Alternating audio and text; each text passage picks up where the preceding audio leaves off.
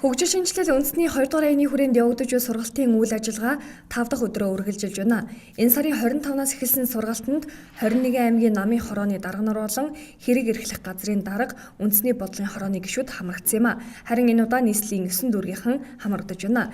Энэхүү сургалтанд хамрагдсанаар энд юу сурч мэдснээ намын анхан дунд шатны гишүүдэд хүргэж ажиллах учиртай юм а. Өнөөдөр нийслэлээс сонгогдсон үндэсний бодлогын хорооны гишүүд нийслэлийн болоо дүүргийн намын удирдлагууд бас энэ талаараа сургалт, семинар зохион байгуулж ярилцаж яавал үр дүнтэй болох вэ? Энэ ажлыг гэсэн ийм асуудлыг бол хилцэж байна. За миний зүгээс бол мэдээж энэ бол бас намынхаа гишүүдийг идэвхжүүлэх, намынхаа гишүүдэд одоо болж байгаа үйл явц, өнөөгийн байдлын талаар нэлээд тодорхой мэдээлэл өгөх, мөн намын удирдлага гишүүдийн уялдаа холбоог сайжруулах гэх юм уу иймэрхүү олон арга хэмжээг хэрэгжүүлэх нь чухал том төлөвлөс болно. Хоёрдугаарт одоо уучлаарай 2020 оны сонгуульд төглөө.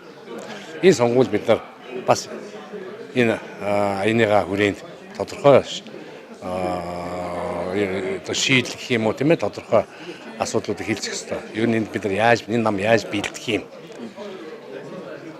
Энэ нам хинийгээ төшөөлөл яах юм? Ямар үйл ажиллагаа явуулах ёстой юм? Одооноос эхлээд тухайн хороо, тухайн үүр, тухайн дүүргийн хэмжээнд ямар асуудлууд тулгамдсан байгаа юм сонсъё. Мэдээж бид нар тэнгэрийн имийг амлаад сонгуульд орно гэж байхгүй шүү дээ. Тухайн тойрог дээр, тухайн хороон дээр болохгүй байгаа асуудлуудыг бид нар бас орон нутгтаа яаж олж харж түүнийгээ шийдэх шийдлийг хилж өгч бид нар сонгуульд орох хэрэгтэй. Анхан шатны тал дээр тулгамддаг асуудал гэдэг зүйл дахиад улс төрийн ерөнхий тоглолт арах хэрэгтэй байна. Одоо бол улс төрийг нэг тийм ярихгүй юм хийж, сонгуулрахгүй юм хийж, нэг юм аргалж, анхан дунд шат нь очиод нэг хүмүүстэй аргалаад уулздаг. Дээд шат нь анхан шатыгаа очиод нэг аргалаад байдаг. Намын хорон төр хиттий хүн багцалдаг. Энэ улс төрийн соёл буюу хуучин уламжил одоо арчигдан хайж байна. Одоо нийгэм хүртэл өөрөө нэг юм зөв, эрүүл, тэг сэтгэлээсээ байгаагаараа анхан шат руугаа ажилласан ийм улс төрийг хүсдэг болж байна. Тэгэхдээ анхан шат руу ажиллах ажиллагаа бол ганцхан анхан шат руу биш. Тэр агаараар үндэсний хэмжээнд хийж байгаа улс төр анхан шатаар хоёр хоёрддаг юм улс төр юм. Тэр энэ талын санал сэтэл санаачлах өшөө илүү гарсан хилцүүлэг байгаасаа гэж. Тэгээ хилцүүлэг ч гэсэн болж эхэлж байна те. Хилцүүлэг байгаас 2 өдрийн сургалт гэж бодож байна. Манай арчилсан нам бол одоо шинжилт өөрчлөлтийг хийсэн бодлогын нам гишүүн төвтэй ийм нам болох гэж шинжилгээ өөрчлөлтийг хийсэн. Тийм учраас манай намын одоо анхан шатны дунд шатны гишүүд маань тодорхой хэмжээний ур чадвар, мэдлэг мөн зохион байгуулах аюулс чадвартай хүмүүс байх ёстой. Тэгэхийн тулд биднэрт юу хэрэгтэй вэ гэхээр өөрчлөлт шинжилтийг хийсэн энэ хүрээнд тодорхой мэдлэг чадвар цаг үетэйгээ хөл нийлүүлж ажиллах ийм одоо нөхцөл болцоог хангах зайлшгүй шаардлага бий болоод байгаа. Тэгээ үүнтэй уялдуулаад манай үндэсний бодлогын хорооны гишүүдэд сургалтууд хийлээ. Энэ шинжилгээний хүрээнд ер нь бол манай арчилсан намын үндэсний бодлогын хорооны гишүүд бол их залуутсан байгаа. Тэгээ залуу гишүүд маань өөрөөр хэлбэл хэрвээ арчилсан нам ялсан тохиолдолд төрийн албанд очивол та ямар мэдлэг ур чадвартай байх ёстой вэ? Та одоо ямар нэгэн сөрөг нөхцөл давталгүйгээр төрийн үйл ажиллагааг яаж зохион байгуулж явуулах ийм боломжтой байх ёстой гэдээ олон сайхан зүйлүүдийг одоо энэ сургалтанд зааж өгч байна.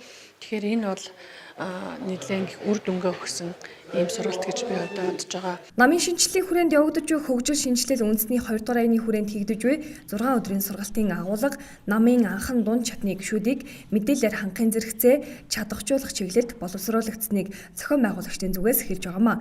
Сургалтанд Монгол Улсын ерхий сайд асан амар жаргал, төрийн албаны зарим асуудлууд, доктор профессор Лавга Монгол төрийн бодлого, уламжлал, хандлага зэрэг сэдвүүдээр илтгэл тавьсан нь ардчилсан намын шатны гишүүд боловсон хүчин, мэдлэг чадвараа цаг ямагт нэмэгдүүлж хариуцлагатай байх ёстой болохыг сануулж байсан юм а. Гэхдээ яг гол хэлэх гээд байгаа санаа маань бол өөрийгөө л боловсруул, өөрийгөө л хөгжүүл, өөрийгөө л төлөвшүүл. Ялангуяа та нар төрийн алба руу очих одоо бодолтой байгаа бол өөрийгөө маш сайн бэлдэж очих хэрэгтэй юм шүү. Яг гэвэл төрийн алба гэдэг бол маш амаргүй алба, маш их хариуцлагатай алба, тийм учраас өөрсдийгөө бэлтгэхэд бол онцгой анхаараарай л гэсэн ийм л мессеж хүргэж байгаа. Гэхдээ яг бүх юм одоо санснаар ингээд болчихоогүй л байгаа л да. Гэхдээ ямар ч нэг чармаалт байна, өөрчлөх гэж оролдож байна. За бас тодорхой хэмжээгээр үр дүн ч гэсэн гарч ийн гэж ойлгож байна. Ялангуяа тэр энэ удаа хийж байгаа энэ аян бол арай илүү чанарын тухай. Нөгөөх нь өмнөх аянууд нь арай хэлбэр талын байсан болов уу гэж би бодоод байгаа. Өнгөн талын тийм ээ. А энэ бол бас нэг агуулга руу нурсан, гүн рүү нурсан, асуудлаа барьж авах гэсэн, томьёолох гэсэн оролдлого явж байгаа учраас тэгээд дээрэс нь намын гишүүдтэйгээ нэг тийм хилэн далангүй хилцүүлэг санал бодлын сонсё гэсэн иймэрхүү юм байгаа учраас бол зөв зүйтэй л гэж бодож байна. За ардсан намын одоо шинжилгээ хүрээнд бол хөгжил шинжил аяны үндэсний одоо хүрээнд зохион байгуулахаар ингэж одоо шийдвэрлсэн байгаа. Тэгэхээр бол энэ ардсан нам Монгол орны нийгмийн эдийн засгийн одоо амьдралыг жолоодох, удирдах юм анлаалагч улс төрийн хүчин байхын тулд энэ өнөөдөр нийгмийн эдийн засгийн тулгымцсан асуудлууд, за гишүүд намын байгууллагуудын дунд одоо тулгымч асуудлуудыг шийдвэрлэхэд одоо энэ аяны үйл ажиллагааг чиглүүлж байгаа. Тухайлбал өнөөдөр үндсэн хуулийн шинжиллийн асуудлаар бол нэлээд одоо нийгмийн олон талууд байр суурь илэрхийлж байна. За дээрээс нь одоо улс төрийн намын байр суурь, улс төрийн намын манлайлалыг сайжруулахын тулд бид энэ намын үйл ажиллагаа, намын үзэл баримтлалыг сайжруулах ийм үйл ажиллагаа хийж байгаа. За ингээд энэ намын үзэл баримтлалыг одоо хэрэгжүүлэх, үйл ажиллагаа төлөвлөх энэ одоо аргачлал суралцах, энэ соёлыг төлөвлөж чиглэсэн сургалтууд бол энэ сургалтанд л хамрагдж байна. За энэ сургалтын одоо гол зорилго маань болохоор энэ шинжилэл хөгжил шинжилэл үндэсний аянд зориулагдсан юм сургалт байгаамаа.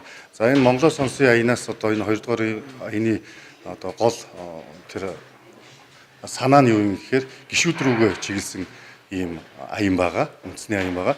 За Монголоос сонсын маань бол иргэд рүүгээ ийм чиглэсэн ийм аян байсан учраас энэ хоёр нь бол бас нэлээд бас дотроо бол онцлогтой, ялгаатай ийм зүйл байгаа.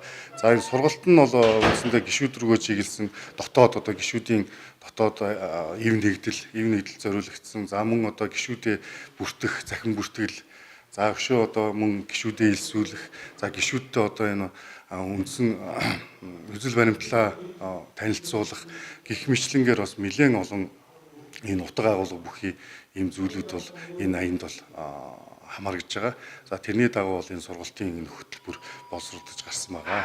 Хөгжил шинжилэл үндэсний 2 дугаар аяны хүрээнд явагдаж буй сургалтын арга хэмжээ маргааш өдрийг хүртэл үргэлжилж, аян эх сарын 1-ээс эхэлж 12 дугаар сарын 10-ны өдрийг хүртэл үргэлжлэх юм а.